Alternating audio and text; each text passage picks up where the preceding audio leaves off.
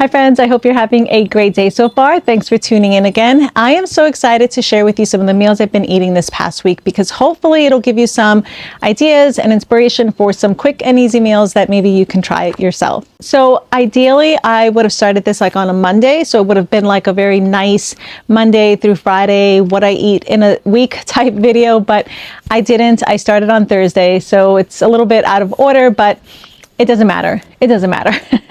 These are not fancy, special dinner ideas at all. They're all pretty basic. So I don't want anyone being disappointed, but if quick and easy and tasty is what you're after, then these might be what you're looking for. So anyhow, with that, I'll just get started. So the first meal I'm going to share with you is definitely pretty basic and boring, but I actually make it several times a year, and that is turkey. So obviously most people think of turkey as like a Thanksgiving meal, but we actually have it quite a lot. We actually have it several times during the year. So right around now, especially as it gets closer to Thanksgiving, you can find turkey pretty cheap. They put it on sale all the time, and it actually is a lot cheaper than other cuts of meat.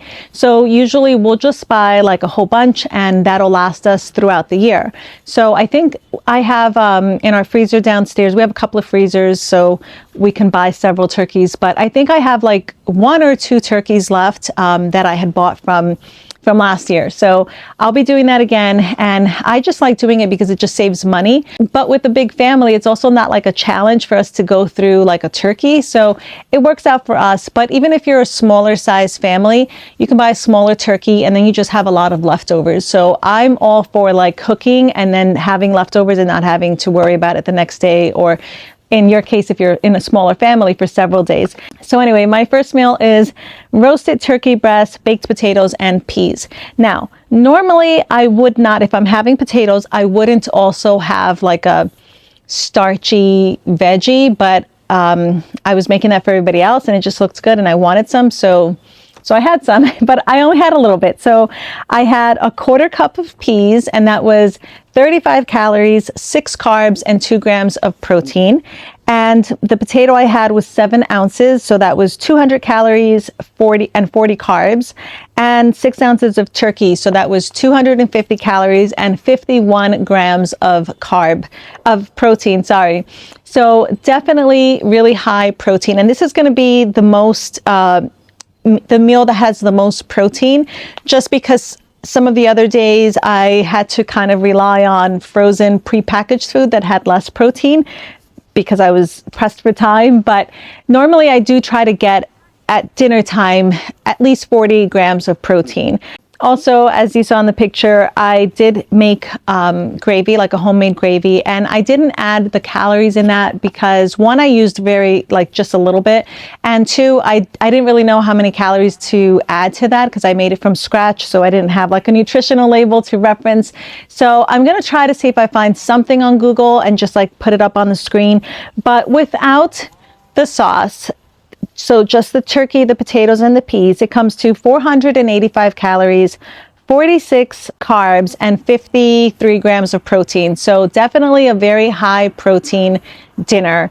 And maybe this is cheating, but I actually had that twice. So even though this is kind of like what I ate over the course of 5 days, I had the same thing twice. So I had this Thursday and Friday. Okay. Ooh, a bird scared me. Anyhow. Saturday, I had spaghetti squash with meatballs, and this was a day that I was busy, and so I had intended to make a meat sauce to go with the spaghetti squash, but I just ran out of time, and so I had to use frozen meatballs, which had less protein than the meat sauce I was going to make, but yeah, it was just a hectic day. So I really like spaghetti squash. If you've not tried it, I highly recommend you buy it and give it a try. It's super easy to make. All you do is cut it down the middle. Now, cutting it can be a little hard because it has like a really hard shell, but what you can do is kind of poke it a couple of times with a fork or with a knife, and then stick it in the microwave for like 5 minutes, and that's just enough to soften it so it's easier to cut lengthwise. And so once it's cut, you're just gonna, it kind of looks like a pumpkin. There's gonna be like a lot of seeds inside. You just take like a tablespoon, scrape as much of that off as you can, and you know, you can just get rid of that. I give it to the chickens, they love it.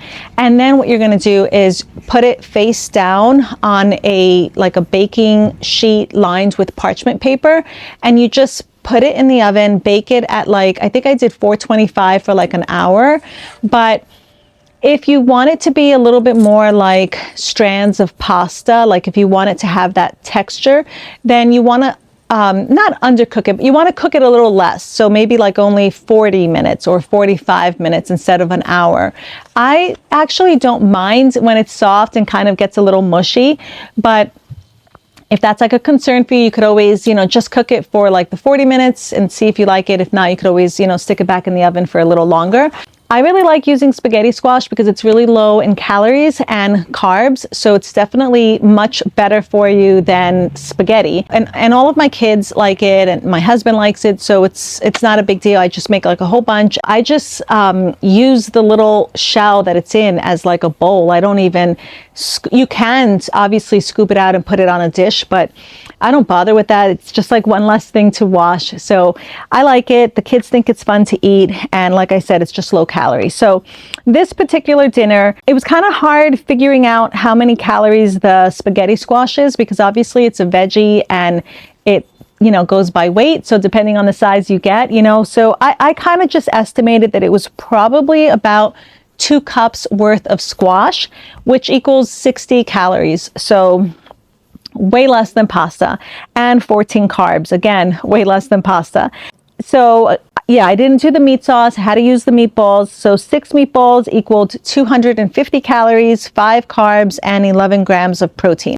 It's low on the protein if you do like frozen meatballs. If I had done my meat sauce, I would have definitely given myself a bigger portion of the meat so that I could up the protein intake, but I didn't really want to do it with the frozen meatballs just because it was 250 calories and only 11 grams. So even if I had doubled it, it still would have only put me at 22 grams of protein, which is still less than what I would normally get. So I was just fine leaving it at that. And I estimated the sauce in here too. So I estimated that I used a 1/4 cup of sauce because I don't have a lot of the sauce.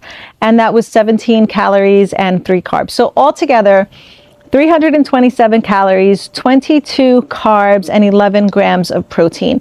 Now, let me just mention, because this is going to come up again in my next dinner. When I started this weight loss journey, I was really making sure that I was getting enough protein because I knew that that was going to help me preserve my lean muscle mass. So I was like Googling all the high protein recipes, and like I was on Pinterest and I was all over the place.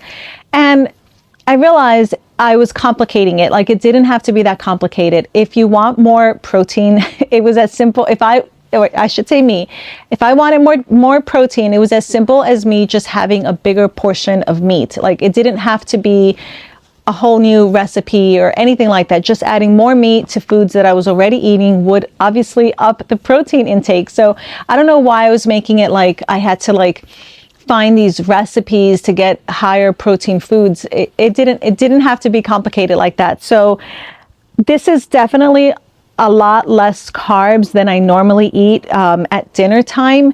But you know, like I said, it just is what it is. It was a busy day. I did not have time to do it the way I would want to do it. But if I did have time, I most definitely would have done the meat sauce. And because the spaghetti squash is so low in calorie, it's only 60 calories. So I would have been able to have a lot of the meat sauce, upping my protein, and still been very low calorie. Probably still would have only been like maybe 400 calories. So I think that's great for dinner. I think that's excellent. I usually try for dinner to keep it between like 500 and 700 calories, just in case you're wondering. So the next meal is cauliflower and rice steak fajitas. Now, this is not like a recipe or anything like that. This is just something that I kind of, you know, I throw together a lot of the time. So basically, this was another night that I was pressed for time and had to rely on like the prepackaged frozen food. And it definitely did not have as much protein as I had wanted. If I had made this from scratch, I definitely could have increased the protein quite a bit. But This was fine, and it was quick and easy and tasty. So basically what I did is I just mixed white rice with cauliflower rice. So I don't know if you've ever had cauliflower rice. Obviously it doesn't taste like rice, but it kind of resembles it in like the texture. So I don't mind cauliflower rice, but I definitely prefer white rice. So what I try to do is combine the two, so I'm kind of lowering the calories a little bit, and at the same time it does help me stretch out the cauliflower rice because it is kind of pricey. So for this dinner I did half a cup of white rice, which is 100 calories and 22 carbs, and I mixed that with a cup of cauliflower rice, which was 30 calories, 6 carbs, and 2 grams of protein. So you can see the cauliflower rice is definitely a lot less carbs and protein. So if you're watching your carbs and you don't mind the taste of cauliflower rice and you could afford it, it would be a great thing to substitute the rice with. So anyhow, the frozen food I ended up using was this steak fajita that I picked up at Walmart, and it had 3 servings, and each serving was 150 calories, 12 carbs, and 10 grams of protein. So as you can see, definitely not a lot of protein, but that's simply because there just wasn't a lot of steak. So I had intended to do this with chicken. That's usually how I make it. I liked it with the steak, but if I had done it with the chicken, I definitely would have added a lot more chicken to kind of up that protein. And I did add in here the sauce that I used, the Brianna's marinade, and that was only 16 calories for a teaspoon, I think is what I used.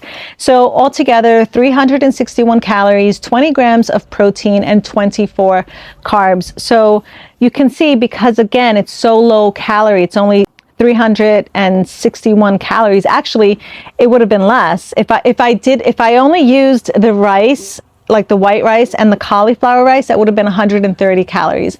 So I absolutely could have left everything the same, just had more meat, and that would have increased the protein. Yes, it would have increased the calories, but it would have been so low in calories that I could have afforded that. So again, I'm just pointing out how easy it is to make high protein foods. Just eat more meat. Like, that's really what it comes to. Just eat more meat. So by the last day, I had leftover cauliflower rice, I had leftover white rice, and I still had some of the steak fajita. So trying to make my life easy and use up some of those leftovers. So I decided to make a fried rice. So I'm going to call this dinner steak fried rice. And again, it just had the white rice, the cauliflower rice, and the steak fajita. And the only additional thing that I added to this to kind of give it like a Asian flavor was some soy sauce. I added that to the white rice, and 2/3 cup of frozen veggies, as well as a teaspoon of the sesame oil. If you're looking to kind of get that really authentic, like Chinese flavor, that Asian flavor, you definitely don't want to skip out on the sesame oil. It is very high in calorie though, so you do have to be very careful. I only use, like, the most I ever use is a teaspoon of it, which is 43 calories. So to me, that's worth it to have like that flavor, but you could only use like a teaspoon. I mean, you could use more than that. It's just going to be more calories, but it definitely does make the difference. It just feels like you're eating Chinese takeout. I really enjoy it. I make this quite a lot, but I usually do it with chicken breast instead of the steak fajita. In addition to this, I made some, I don't even know what to call it. I'm going to call it Asian cucumber. I don't know what it's called, but it's basically just cucumber, a splash of soy sauce, a little bit of rice vinegar, and some of that sesame oil, just a little bit. And you just mix it up. If you have sesame seeds, you can kind of sprinkle that on top. It gives it like a nice flavor, a nice little crunch. And it goes great with this type of food, like with this fried rice, because it just all blends and it's really good. So my daughter and I really like that cucumber salad. I guess maybe it's a cucumber salad. I don't know.